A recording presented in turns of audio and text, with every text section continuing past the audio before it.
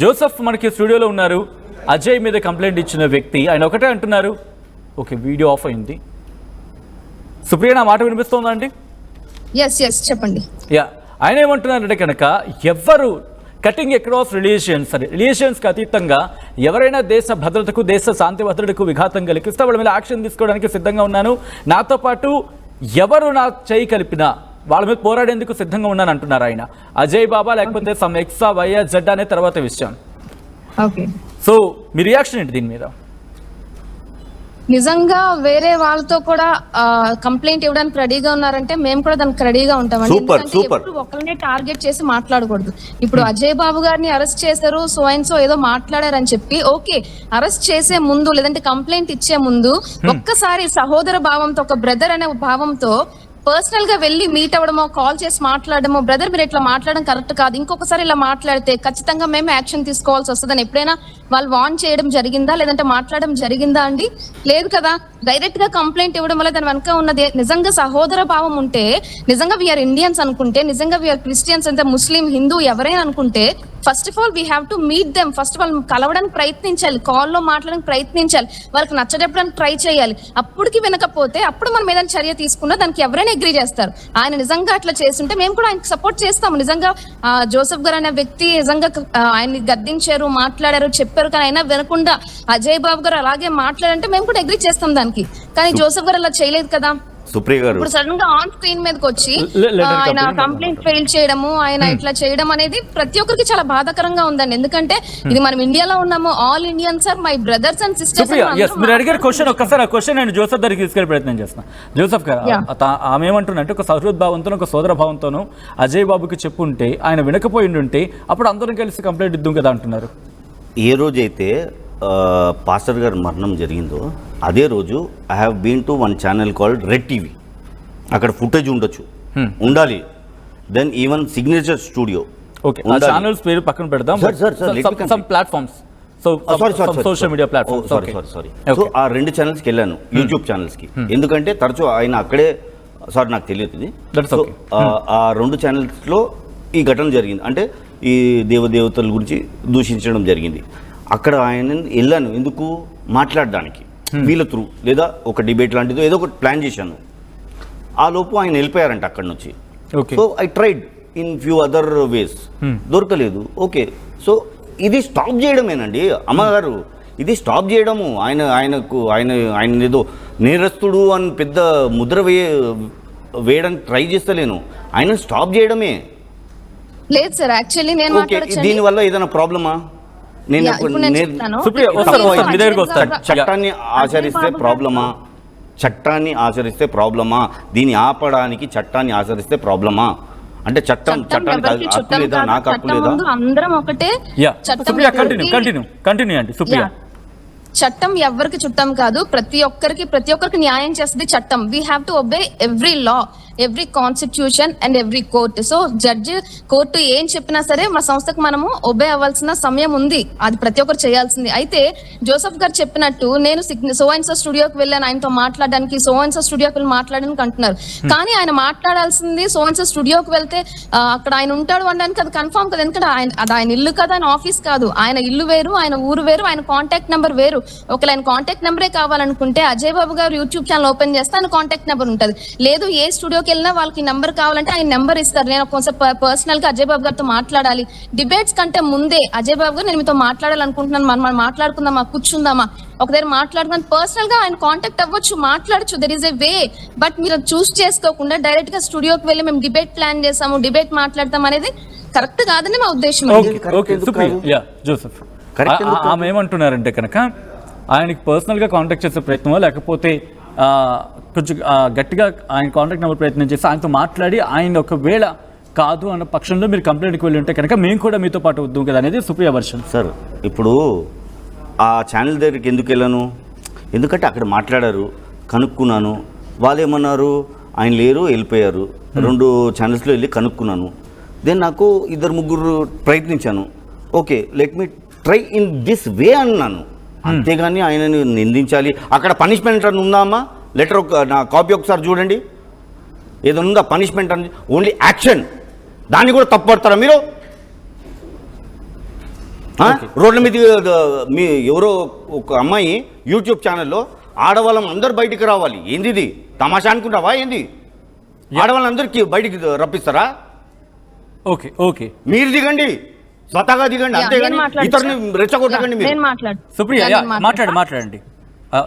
Actually మీరు Joseph గారు మీరు ఇప్పుడు లైన్ లోకి మమ్మల్ని కలిపారు, కానీ దీనికంటే ముందు మేము నిన్నటి నుంచి మాట్లాడుతుంది ఏంటంటే మనం మీడియా పరంగా వెళ్ళకూడదు. ఏదైనా సరే ఫస్ట్ జోసెఫ్ గారితో మనం పర్సనల్ గా మాట్లాడదాం. ఆయన నెంబర్ కలెక్ట్ చేస్తున్నాము, ఎక్కడ దొరుకుతుంది ఆయన నెంబర్ అని.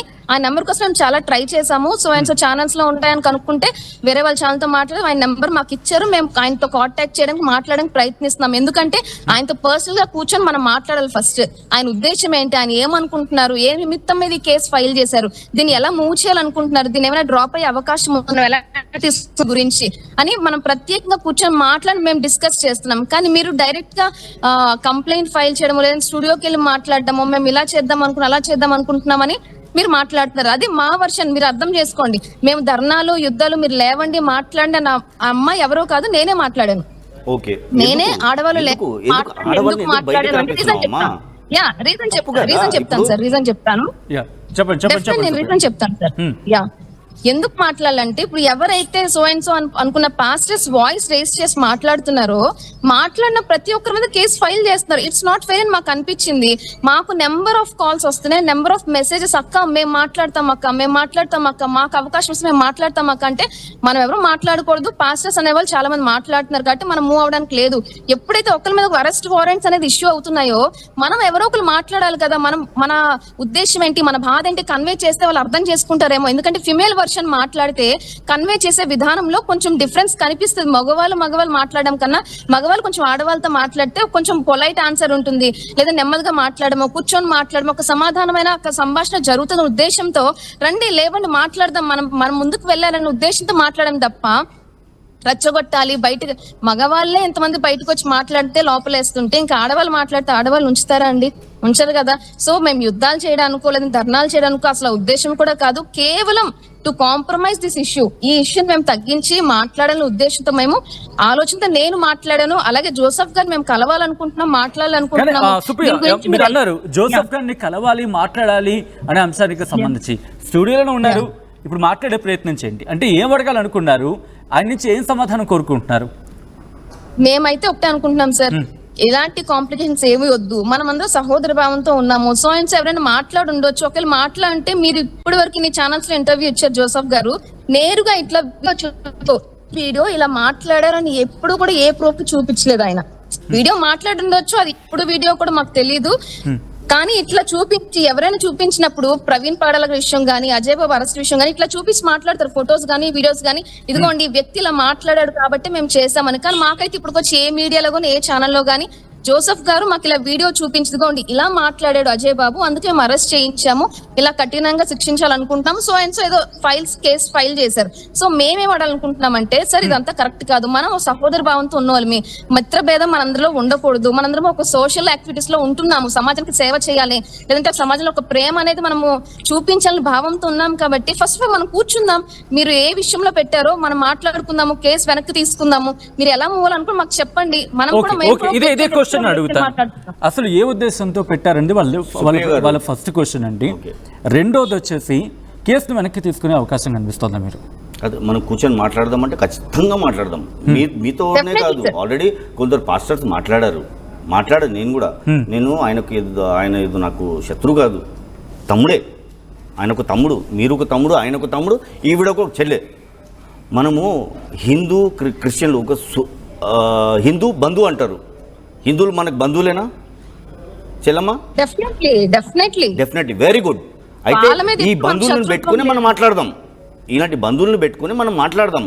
బంధువులు లేకున్నా పర్లేదు, మనం మాట్లాడదాం. మనం కూర్చొని మాట్లాడి మనము ఇకపై మన చర్చిల్లో కానీ మన మందిరాల్లో కానీ మనం చర్చిల్లో కేవలం మన భగవంతుని గురించే మాట్లాడుకుందాము అనేది ప్రకటన ఇచ్చేసేయండి. ఒక చిన్న రిక్వెస్ట్ ఇది. ఎందుకంటే ఇలా ఏమవుతుందంటే హిందూ బంధువు కాదు, హిందూ ఒక శత్రుగా మారిపోతున్నాడు. ఆ శత్రుత్వం ఖతం చేయాలి మనం. అది మీతో మొదలు పెట్టండి. జోసెఫ్ గారు మీరు గమనించారో లేదో, క్రైస్తవులు ఎప్పుడు కూడా మాట్లాడే విషయంలో వేరే మతాన్ని కించపరుస్తున్నారు. అయితే మీరు కూడా క్రిస్టియన్నే అని అనుకుంటున్నాను. ఎప్పుడైతే మనము వేరే మతాన్ని కించపరుస్తున్నామని చాలా మంది అనుకుంటున్నారు, కానీ మీడియా పరంగా కొంతమంది వ్యక్తులు వాళ్ళ పేర్లు మనకు తెలుసు, చాలా సుపరిచితమైన పేర్లు.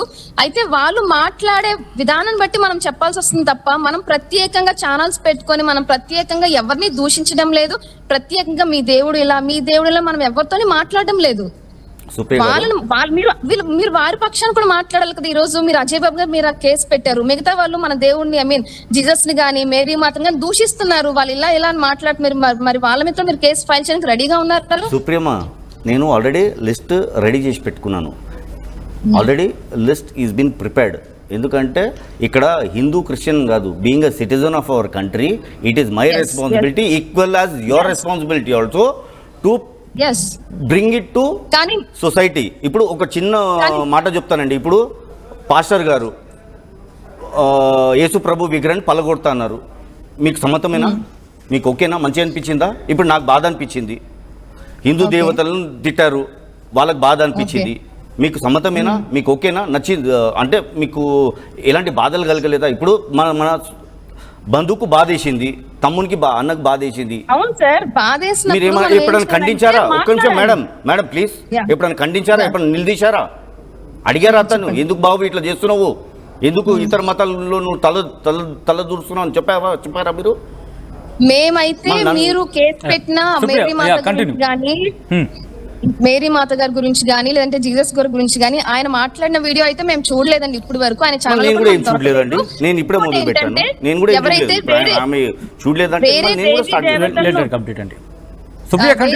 దేవతలను తిట్టారు అని చెప్పారు కదా అజయ్ బాబు గారు. ఆయన సొంత ఛానల్లో అయితే ఆయన ఎప్పుడు కూడా మాట్లాడేది మేము అబ్జర్వ్ చేయలేదు. కేవలం సో అండ్ సో స్టూడియోస్ కు వచ్చి వాళ్ళు అడిగి ప్రశ్న చెప్పడము మేము చూసాం. ఒక క్వశ్చన్ మీరు రైజ్ చేశారు, జోసెఫ్ గారిని మేము కలిసే ప్రయత్నం చేశాము, జోసెఫ్ గారిని కలిసే ప్రయత్నం చేశాం కానీ ఆయన కాంటాక్ట్ ఎక్కడ దొరకలేదు, ఆయనతో కమ్యూనికేట్ అయ్యే ప్రయత్నం చేయలేదు. ఒకవేళ అయితే కొన్ని ప్రశ్నలు అడగాలి అనుకున్నా ఉంటూ కూడా అసలు ఏం అడగాలనుకున్నారు, ఎటువంటి క్వశ్చన్స్ ఆయన అడగాలనుకున్నారు? మీరు ఆ క్వశ్చన్స్ ఇస్తే కనుక so that we can ask him, ఆ క్లారిటీ వచ్చే అవకాశం ఉంటుంది కదా. సో ఏ క్వశ్చన్స్ అడగాలి, ఏం అడగాలనుకున్నారు ఆయనకి? వన్ సెకండ్ ఆవిడ వచ్చారు లైన్లో, ఆవిడని అడిగారు, మీరు ఆవిడని ప్రశ్నిస్తున్నారా ఎందుకు అని చెప్పి? ఇప్పుడు నన్ను ప్రశ్నించమని ఆవిడ నన్ను అడిగారు, మళ్ళీ నిన్న ఇక్కడ కూర్చొని ఆ క్వశ్చన్స్ మనం అడగడం జరిగింది. సో దట్ అందుకనే సుప్రియ రైట్ మీరు అడగండి, సో దట్ అక్కడి నుంచి ఆ తర్వాత కొన్ని క్వశ్చన్స్ అజయ్ కూడా ఉన్నాయి, మిమ్మల్ని అడిగే ప్రయత్నం చేస్తాను. ఎందుకంటే మీరు అన్నారు కాబట్టి క్వశ్చన్ రైజ్ చేయడం జరుగుతుంది. ఆయన కొన్ని క్వశ్చన్స్ అడగాలి అనుకున్నాం, జోసెఫ్ కనుక కనిపిస్తే కాంటాక్ట్ దొరుకుతాయి అని చెప్పి. ఏం అడగాలనుకున్నారు? క్వశ్చన్స్ అడగాలి అని కాదు సార్, కాంప్రమైజ్ అవుదాం. మీ ఉద్దేశం ఏంటి? మీరు ఏ విషయంలో బాధపడ్డారు? సరే బాధపడ్డారు కదా, చాలా మంది విషయాల్లో క్రైస్తవులు కూడా చాలా ఇతర ఛానల్స్ వాళ్ళు చాలా మంది చాలా సంవత్సరం నుంచి మాట్లాడుతున్నారు. దానికి మేము ఎంతో హట్ అవుతున్నాము, ఎంతగానో భరిస్తున్నాము, కానీ ఏ రోజు పోలీస్ ఫైల్ చేయలేదు. ఫస్ట్ కాంప్రమైజ్ అంశం ఇంకా ఏంటండి? ఫస్ట్ కాంప్రమైజ్ గురించి, ఇష్యూకి సంబంధించి కాంప్రమైజ్ కోసం నెక్స్ట్ కాంప్రమైజ్ చేయాలనుకున్నా, కాంప్రమైజ్ గా మాట్లాడదాం అనుకున్నాము. ఆయన కేసు విత్డ్రా చేసుకోవాలనుకుంటున్నారా లేదా అనుకున్నాము. ఎప్పుడు మన సహోదర భావంతో ఉందాం. మేమైతే ఈ ఇష్యూని ముందుకు తీసుకెళ్ళకూడదు అనుకున్నాము. ఆయన దానికి విల్లింగ్ గా ఉన్నారా లేదా? అండ్ ఇలాంటి ఇష్యూస్ ఏవి కూడా మేము క్రిస్టియానిటీ మొత్తం ఆల్రెడీ చెప్పాము. ఎలాంటి డిబేట్ విషయంలో కానీ వేరే దేవీ దేవతల విషయంలో కానీ మేము ఎవరు ముందుకు రాము. సో అది ఆయనకు విల్లింగ్ గా ఉండాలని అడగాలనుకున్నాము. ఓకే అనుకుంటే ఇమీడియట్ గా ఆయన విత్డ్రా చేసుకోవడానికి రెడీగా ఉన్నారా? మేమైతే అవైలబుల్ గా ఉన్నాము, విల్లింగ్ గా ఉన్నాము. మేము ఇక మీదట మేమే కాదు క్రైస్తవ యావత్ ప్రతి ఒక్కరు, మేము క్రైస్తవులే కాదు, మేము ఎలా అయితే ఒబే అవుతున్నామో, మేము ఎవరి గురించి మాట్లాడము, దేని గురించి ప్రస్తావించమో మాట్లాడము. దేవుడు మాకు ఏది చెప్పాడు అదే ప్రకటిస్తాం. మరి మిగతా వాళ్ళు కూడా అలాగే విల్లింగ్ గా ఉంటారని మీరు మాకు చెప్పగలరా? ఓకే సో నేను ఇక్కడ బ్యాక్ టు బ్యాక్ మీకు అడిగే ప్రయత్నం చేస్తున్నాను, ఎందుకంటే నేను ఇవే క్వశ్చన్స్ మేము మాట్లాడుకోవడం జరిగింది. ఫస్ట్ కాంప్రమైజ్ అవ్వడానికి జోసెఫ్ సిద్ధంగా ఉన్నారా? ఖచ్చితంగా. ఇప్పుడు ఇకపై ఎలాంటి దూషణలు ఉండదు, ఇతర మతాల గురించి, ఇతర దేవదేవతల గురించి, ఇతర గ్రంథాల గురించి. కావాల్సింది అదే కదా మనకు. ఓకే, ఇప్పుడు మన సొసైటీకి కావాల్సింది ఏది? పీస్. ఏదో కొన్ని రోజులు బతుకుతాము, పీస్గా బతుకుతాం. ఈ కొట్టుక చావడం ఎందుకు? ఈ ఘర్షణలు ఎందుకు? మనకు అవసరం లేదు. రెండోది విత్డ్రా అవుతారా? ఈ కేసు నుంచి? చెప్పేశాను కదా ఖచ్చితంగా అని చెప్పాను. ఖచ్చితంగా అంటే సార్ ఆయన నాకు తమ్ముడు లాంటి వాడంటే ఖచ్చితంగా నాకెందుకు ఆయన స్టాప్ చేయడమే నా పని. ఓకే, అంతే, వేరే ఏం లేదు, వేరే సో ఉద్దేశాలు ఏం లేదు. మరి జోసెఫ్ గారు ఇదే- సుప్రియ జస్ట్ జోసెఫ్ గారు ఇదే మాట మీద ఉంటారా? సుప్రియ వస్తున్నాం ఇది వస్తున్నాను.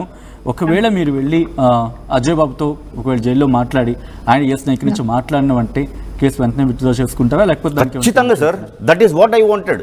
అదే నాకు కావాల్సిందే, ఓకే అదే నాకు కావాలి సార్. ఇంకొకటి, నేను కేవలం ఇతనే కాదు, ఎవరైనా సరే ఇతర మతంలో జోక్యం చేసుకుంటా అంటే వాళ్ళు ఖచ్చితంగా చెంచాలగూడని, ఆడు ఎవడైనా సరే.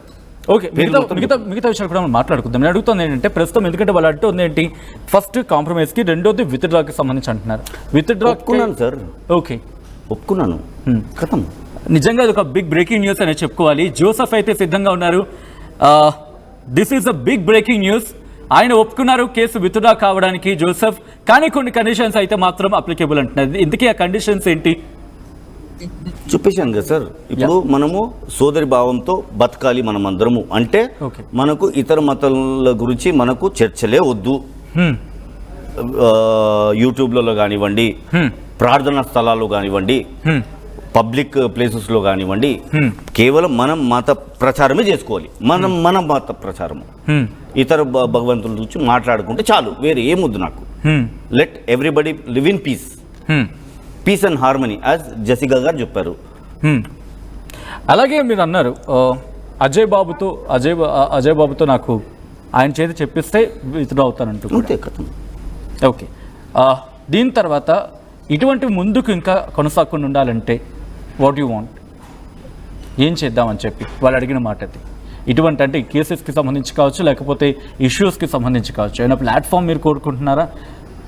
వాళ్ళు అడుగుతుంది ఏంటంటే, ఇప్పుడు ఏమైనా ఇష్యూస్ ట్రిగ్గర్ అయితే మీరు కేసు పెట్టి మళ్ళీ అలా వెళ్ళడం కన్నా ఒక ప్లాట్ఫామ్ లాగో, లేకపోతే ముందుకి ఇటువంటి కంటిన్యూ కాకుండా, ఇటువంటి ఘటనలు పునరావృతం కాకుండా జోసెఫ్ ఏం కోరుకుంటున్నారు? ఇందాక చెప్పాను కదండి, ఎవరైనా సరే మత పెద్దలు కానివ్వండి, మతస్థులు కానివ్వండి, ఈవెన్ ఫోన్లలో కానివ్వండి, ఫోన్లలో పిచ్చి పిచ్చి పెట్టి ఆ భగవంతుల గురించి ఈ భగవంతుల గురించి పిచ్చి పిచ్చిగా క్రిటిసైజింగ్గా పెట్టకండి. ఇప్పుడు cyber cell is very strict.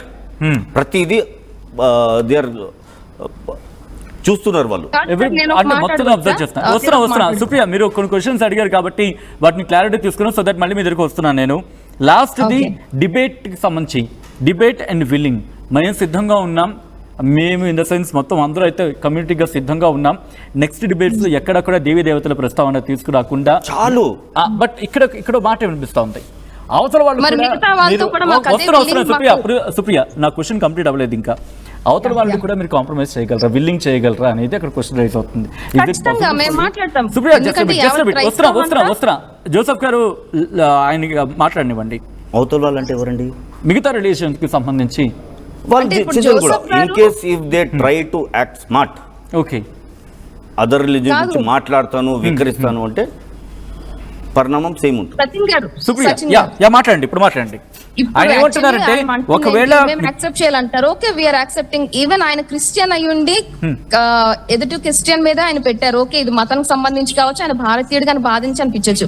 మరి అదే క్రిస్టియన్ మేరీ మాతంతో పాటు వాళ్ళు జీసస్ కూడా ప్రేయర్ చేస్తారు కదా, మరి జీసస్ ని కూడా వాళ్ళందరూ తెచ్చినప్పుడు వాళ్ళ మీద వెయ్యాలని మీకు బాధ అనిపించలేదా? ఆయనతో మాట్లాడుతున్నప్పుడు జీసస్ అయినా మేరీ మాతం రెండు అయినా ఒకటే కదా, మరి ఆయనకి ఎందుకు వాళ్ళ విషయంలో బాధ అనిపించలేదా? Already list is getting ready అంటున్నాను మీకు, చెప్పండి. గెటింగ్ రెడీ అంటే ఇప్పుడు గెటింగ్ రెడీ అనేది కాదండి, ఇప్పుడు ఆల్రెడీ హరి చేయకండి. ఇదే మనకు సహనం ఉండాలి. సహనం, కొంచెం పేషెన్స్ తెచ్చుకోండి. ఇప్పుడే అందరూ మెన్షన్ చేయాలి ఒకేసారి. ఇప్పుడే మొదలైన వెంటనే మనకు పరిణామాలు కావాలంటే కుదరదు. Give us some time. ఇప్పుడు వాళ్ళు మారారా లేదా చూద్దాము. మారలేదు అంటే వాళ్ళు మారిపోతారు. మేడం ఒక్క నిమిషం ప్లీజ్ ఉండండి. Wait please have some patience. ఇప్పుడు అడిగిన క్వశ్చన్ కి ఆయన క్లారిటీ ఇస్తున్నారు. వాళ్ళు మారను అంటే వాళ్ళు మారిపోతారు, ఖచ్చితంగా మారాల్సిందే. ఒకటండి, వాళ్ళు మారకున్న భక్తులు ఇప్పుడు మొదలు పెట్టారు.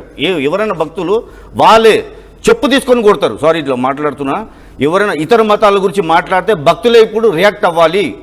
ఎందుకంటే ప్రార్థనా స్థలాలకి వెళ్ళినప్పుడు వాళ్ళ మతం గురించి వాళ్ళు బోధించుకోవాలి, ఇతర మతం గురించి జోక్యం చేసుకోవద్దు. అలా చేస్తే ఆ భక్తుల బుద్ధి చెప్పాలి. ఇది నా కోరిక.